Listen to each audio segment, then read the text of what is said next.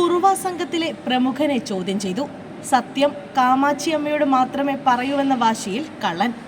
ആലപ്പുഴ കുറുവ മോഷണ സംഘത്തിലെ പ്രമുഖൻ സന്തോഷ് സെൽവത്തെ ചോദ്യം ചെയ്ത് നക്ഷത്രമെണ്ണി കേരള പോലീസ്.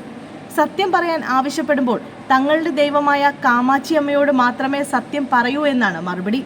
5 ദിവസത്തെ കസ്റ്റഡി കാലാവധി തീരാൻ 1 ദിവസം ബാക്കി നിൽക്കെ തന്നെ കോടതിയിൽ സന്തോഷിനെ തിരികെ ഹാജരാക്കി മണ്ണഞ്ചേരി പോലീസ്.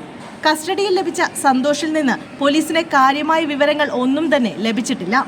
മണ്ണഞ്ചേരിയിൽ ഒപ്പമുണ്ടായിരുന്ന മോഷ്ടാവിനെ കുറിച്ച് ഒരു സൂചന പോലും സന്തോഷ് നൽകിയിട്ടില്ല. ചോദിക്കുന്നതിന് ഒരക്ഷരം പോലും മറുപടി ലഭിക്കുന്നില്ല.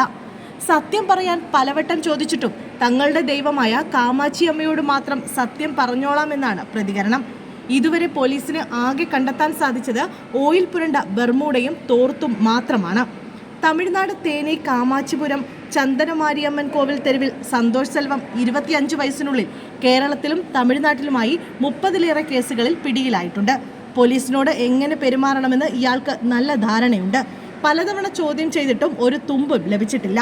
ഇതോടെ മറ്റു മാർഗങ്ങളിലൂടെ ഇയാളുടെ സംഘാംഗങ്ങളെ കണ്ടെത്താനുള്ള നീക്കത്തിലാണ് പോലീസ്.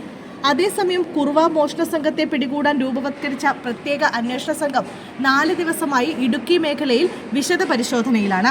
ഇയാൾക്കൊപ്പം മോഷണത്തിലിറങ്ങുന്ന ചിലരെക്കുറിച്ച് സൂചന ലഭിച്ചതിന്റെ അടിസ്ഥാനത്തിലാണിത്. തമിഴ്നാട്ടിലേക്ക് കുറുവ സംഘം തിരിച്ചു പോകാൻ സാധ്യതയില്ല എന്നാണ് പോലീസ് പറയുന്നത്. ഇത് സംബന്ധിച്ച് തമിഴ്നാട് പോലീസിന് ജാഗ്രത നൽകിയിട്ടുണ്ട്. അവരുടെ സഹകരണത്തോടെയാണ് ഇവിടെ അന്വേഷണം നടക്കുന്നത്. അതേസമയം കുറുവ സംഘത്തെ തേടി തമിഴ്നാട്ടിലെ കമ്പം തേനി ഭാഗങ്ങളിൽ അരിച്ചുപറക്കിയ പോലീസ് സംഘം നിരാശരായി മടങ്ങി.